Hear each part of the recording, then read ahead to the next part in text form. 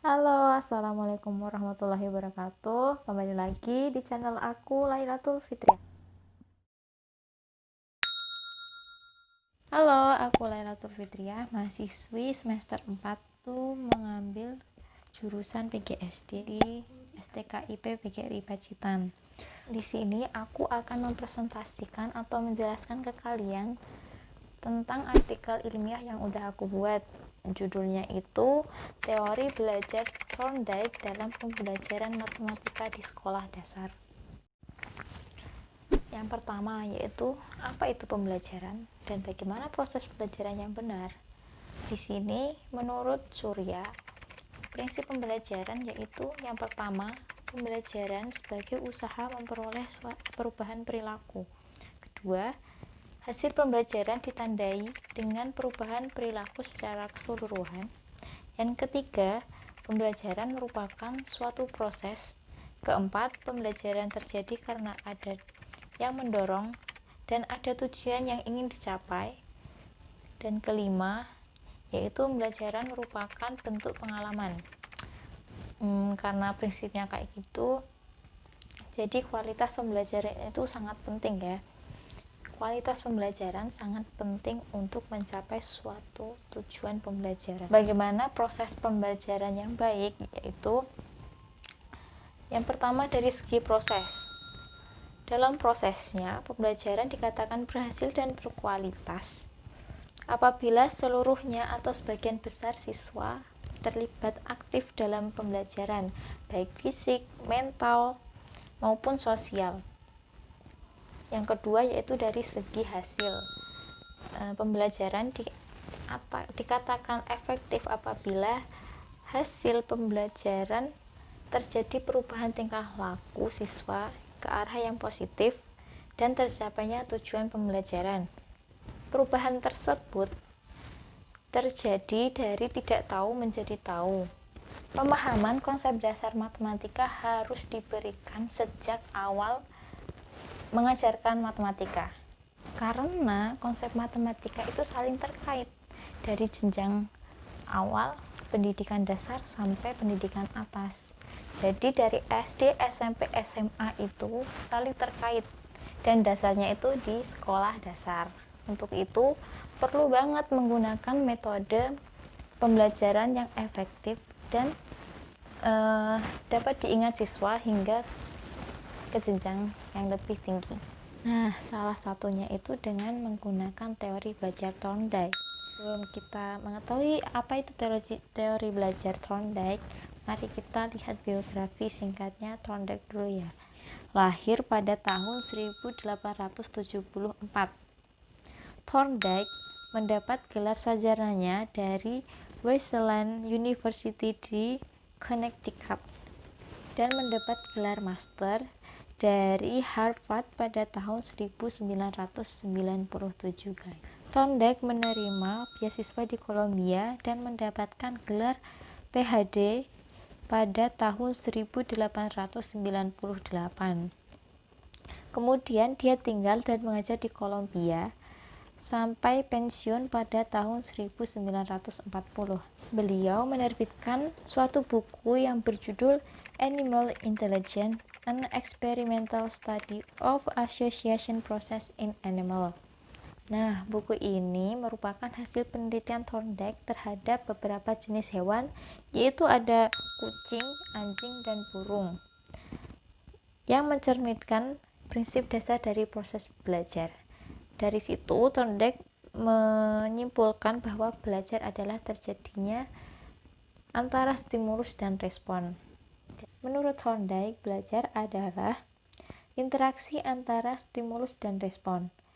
Apa sih stimulus itu? Stimulus adalah yang merangsang terjadinya kegiatan belajar seperti pikiran, perasaan, atau hal-hal lain yang dapat ditangkap melalui alat indera. Sedangkan respon adalah reaksi yang dimunculkan peserta didik ketika belajar, yang dapat pula berupa pikiran, perasaan, atau gerakan. Thorndike mengungkapkan bahwa terjadinya asosiasi antara stimulus dan respon ini mengikuti 3 hukum, yaitu hukum kesiapan atau law of readiness, yaitu semakin siap suatu organisme memperoleh suatu perubahan tingkah laku, maka pelaksanaan tingkah laku tersebut akan menimbulkan kepuasan individu sehingga asosiasi cenderung diperkuat. Yang kedua yaitu hukum latihan atau law of exercise, yaitu semakin sering suatu tingkah laku diulang atau dilatih ataupun digunakan, maka asosiasi tersebut akan semakin kuat. Yang ketiga yaitu hukum akibat atau law of effect, yaitu hubungan stimulus respon cenderung diperkuat bila akibatnya menyenangkan atau cenderung diperlemah jika akibatnya tidak memuaskan. Teori Thorndike disebut juga teori penyerapan yang menghubungkan antara stimulus dan respon, yang dikenal juga dengan teori koneksionisme. Teori ini menekankan kepada siswa untuk banyak berlatih dan mencoba, atau yang disebut trial and error.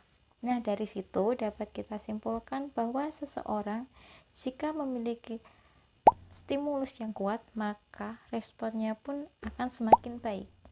Respon yang baik itu akan memunculkan sebuah kepuasan tersendiri dari individu tersebut. Untuk mendapatkan hasil belajar yang baik, yaitu berupa perubahan tingkah laku ke yang lebih baik, maka pemberian stimulus dilakukan secara berulang-ulang supaya respon yang diberikan juga semakin baik. Nah, penerapan teori Thorndike dalam pembelajaran matematika yaitu dengan menerapkan konsep mencoba dan mengulang, di mana siswa berlatih soal-soal matematika secara berulang sehingga siswa dapat memecahkan masalah tersebut dengan sendirinya. Penerapan teori Thorndike dalam pembelajaran matematika memiliki pengaruh baik terhadap siswa, di mana siswa akan berlatih terus-menerus soal untuk mendapatkan sebuah konsep matematika dengan sendirinya atau memahami konsep matematika tersebut. Sebagian besar siswa memiliki kesulitan dalam mempelajari matematika, apalagi hanya diberikan 1-2 latihan saja. Itu tidak efektif dalam mengembangkan daya pikir siswa dalam penanaman konsep matematika. Dengan teori belajar Thorndike, maka siswa dituntut bisa memahami konsep-konsep matematika itu sendiri. Pemberian soal latihan yang sulit secara berulang-ulang, maka siswa akan merasa terbiasa dan mudah mengerjakan soal sulit tersebut karena dilakukan latihan secara bertahap, yaitu dengan memecah soal sulit tersebut menjadi yang sederhana. Seperti yang kita ketahui, matematika itu bukan hanya teori saja, melainkan sebuah rumus dan perhitungan. Pemahaman rumus dalam matematika bukan cara dihafal ya, melainkan dengan cara mengerjakan soal-soal matematika. Semakin banyak siswa berlatih soal-soal matematika, maka akan semakin paham terhadap konsep matematika tersebut. Tetapi jika siswa hanya mengerjakan soal-soal matematika tanpa berlatih, maka siswa hanya akan mendapatkan konsep dan rumus saja yang dapat ia pelajari, tetapi tidak paham dengan konsep dasarnya. Nah, teori belajar Thorndike ini yaitu menekankan siswa dalam berlatih soal-soal secara terus-menerus hingga siswa dapat memahami konsep dasar matematika.